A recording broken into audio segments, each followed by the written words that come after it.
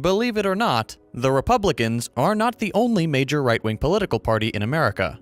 Of course, there are smaller conservative groups like the Libertarian Party and the Constitution Party, but for all intents and purposes, and contrary to what you've probably heard your whole life, the Democratic Party might as well join them on that list. How else could we categorize a party that blocks movement to the left, passively accepts movement to the right, and sometimes even embraces conservatism outright? In this episode, we're looking at how the Democratic Party takes advantage of the current electoral system to stop, to the best of its ability, the progress of left-wing politics and how it even actively promotes a right-wing agenda. We're talking about something called the Ratchet Effect. If you've been following this channel for a while, you've probably already heard me talk about the absurdly stunted American political landscape.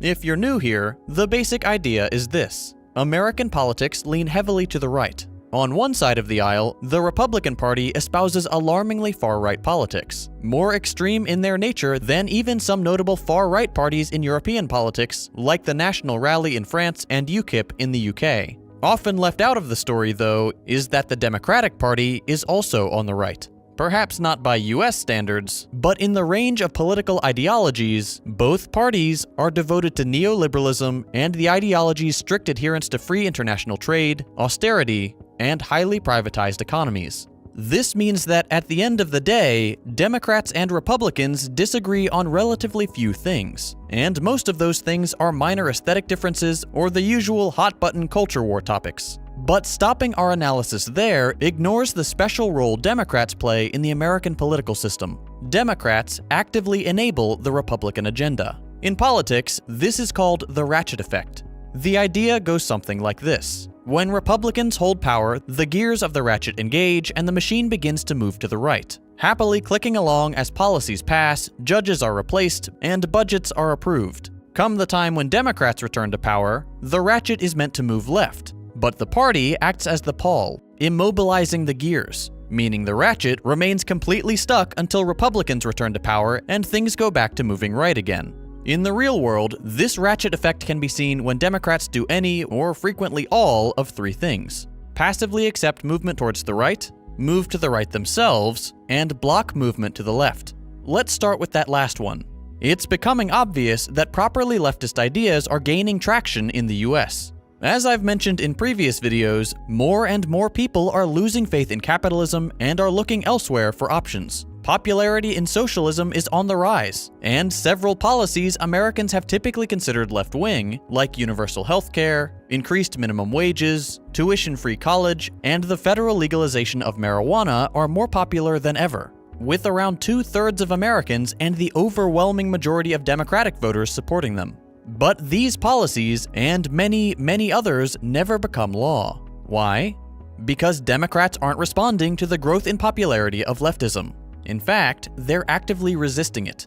They do this in several ways. During elections, it's as simple as Democratic elites clearing the path for their more centrist candidates, like Clinton and Biden, by handing them endorsements and the keys to their more powerful fundraising apparatus. The mainstream media also heavily favors these so-called moderates, offering effectively limitless free publicity and often outright slandering the more left-leaning candidates. But it doesn't stop there. Once in government, the party's attachment to centrism only grows. We see this when Biden abandons the fight for a $15 minimum wage long before it starts, leading it to fail in the Senate. We see it in the infrastructure bill going from this to this. We see it in the complete silence of high-ranking Democrats when Amazon workers and Alabama coal miners attempt to unionize or go on strike, leaving them alone and without the support they were promised by America's so-called most pro-union president you've ever seen. Everywhere you look, the ratchet is frozen in place. They aren't fighting like hell for the little guy, they're getting in his way.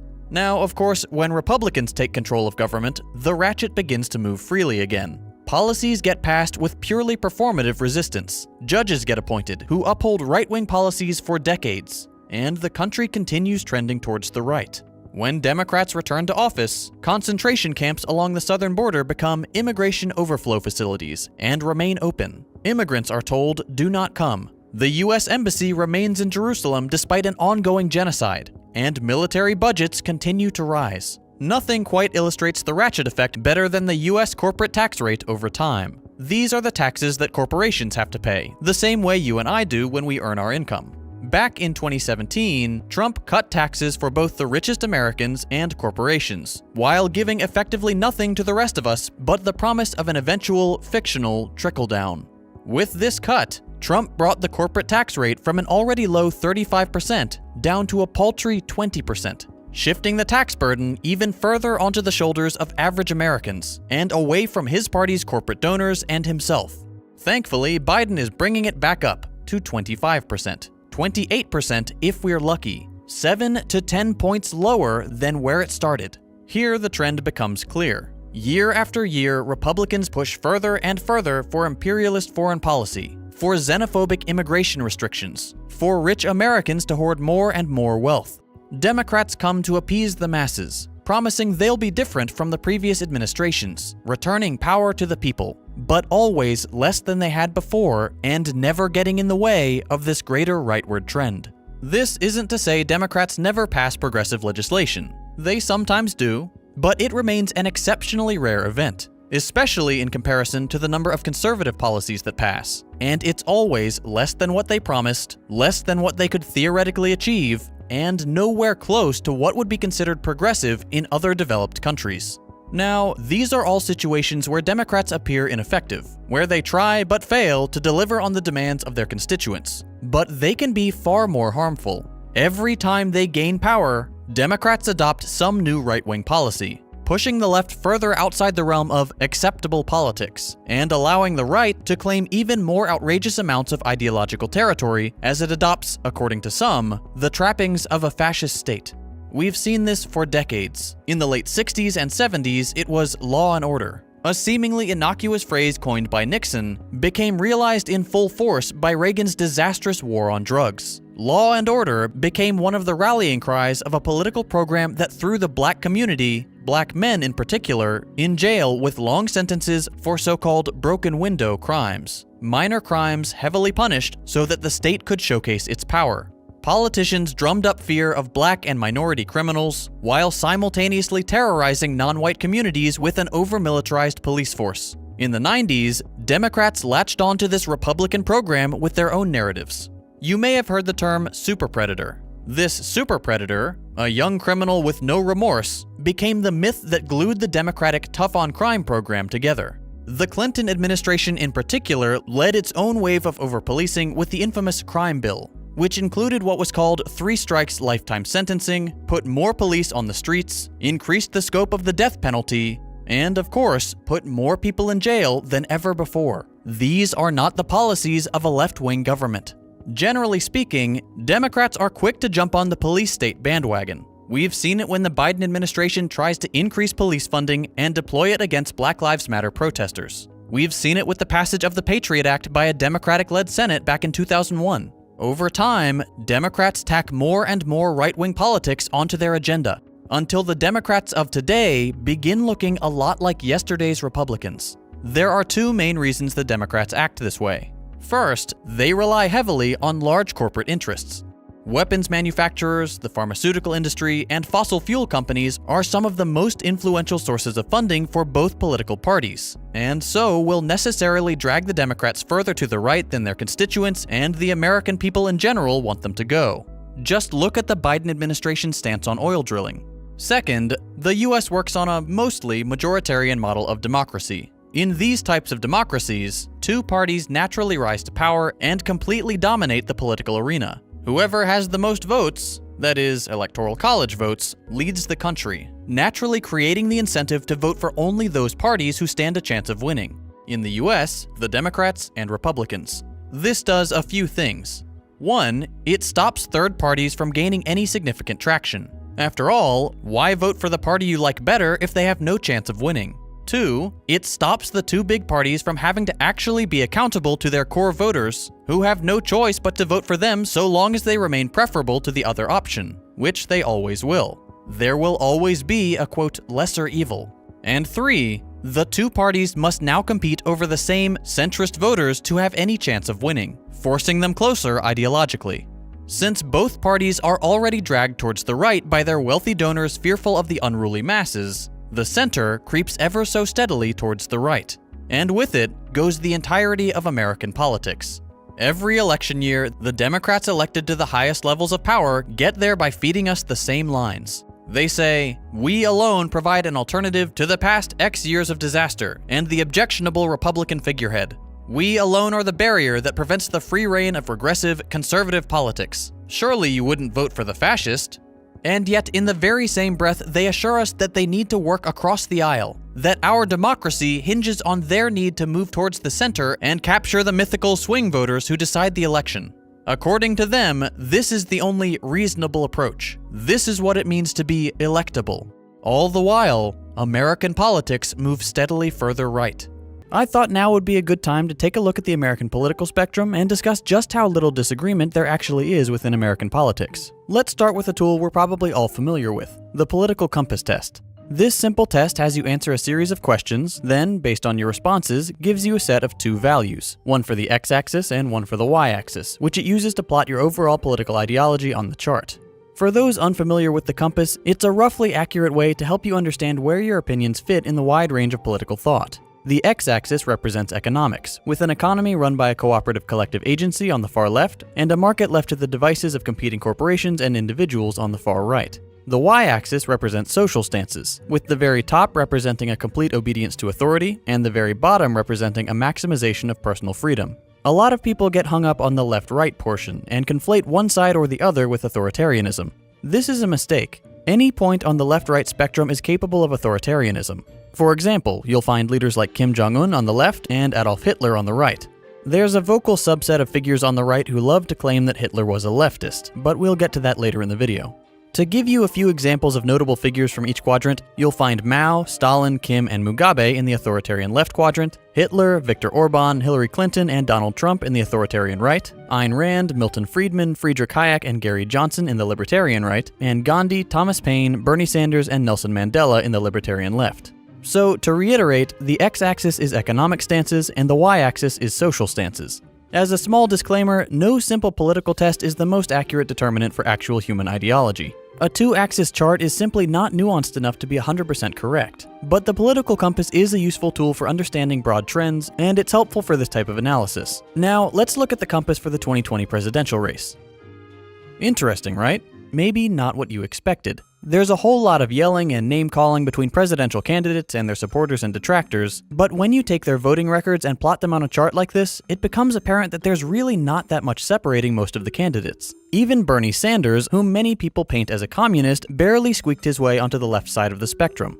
What's going on here? The reason a figure like Bernie only just passes the center line is that the political compass isn't just mapping American sensibilities, but the entirety of political thought. The American political spectrum stops right about here. Anything beyond Bernie's moderate social democratic platform is absolutely unthinkable in modern-day America. So why does our national political conversation stop so close to the center line? One of the biggest reasons is the legacy of the Cold War. The Red Scare was scary. In the days when schools had nuclear attack drills, anyone even remotely critical of the prevailing American political model was seen as a communist and sympathetic to the nation's greatest enemy. This led to years of crackdowns on left-leaning political groups, McCarthy's communist witch hunts, and a general circling of the wagons around the, quote, American way of life. When the Soviet Union fell and the Eastern Bloc countries got both democracy and a free market at the same time, the two axes of the political compass got tangled up. This bundling led many to falsely equate free market capitalism with democracy, and more left-wing politics with authoritarianism.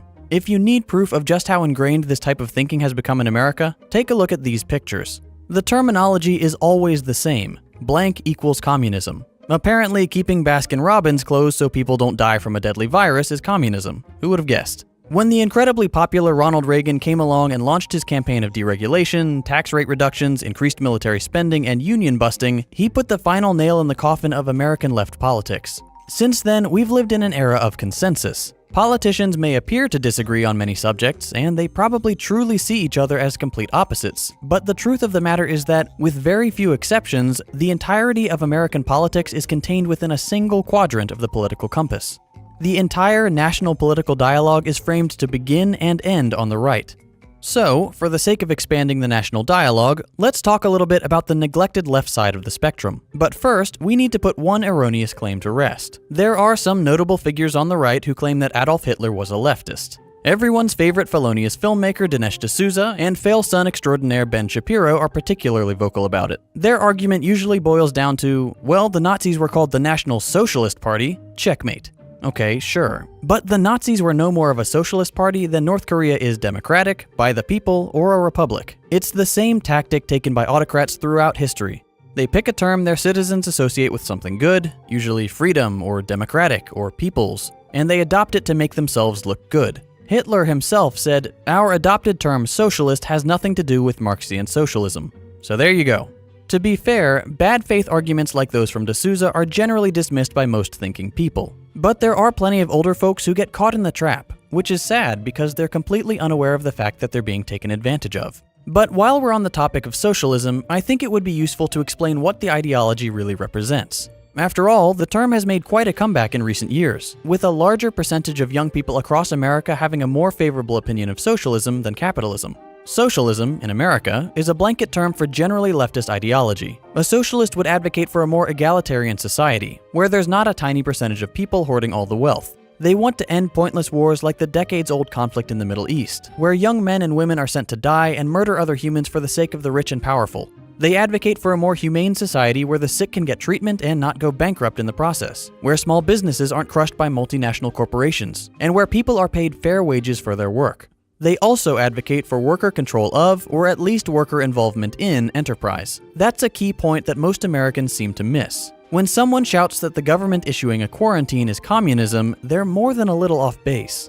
Government doing stuff is not communism, or even socialism. If the US government were to establish a more robust safety net for workers laid off during the pandemic, that still wouldn't be socialism, nor should such a government be considered leftist. If workers don't have a say in how enterprises run, you have a left-leaning centrist government at most. It's important to have at least a general understanding of what terms mean when we're talking about politics. You hear a lot of right versus left, freedom versus communism bickering in the US, but when you hear something like that, remember just how similar mainstream politicians are these days. Don't buy into the fear-mongering, and take the time to educate yourself about the whole spectrum of political thought, not just the stunted American variety.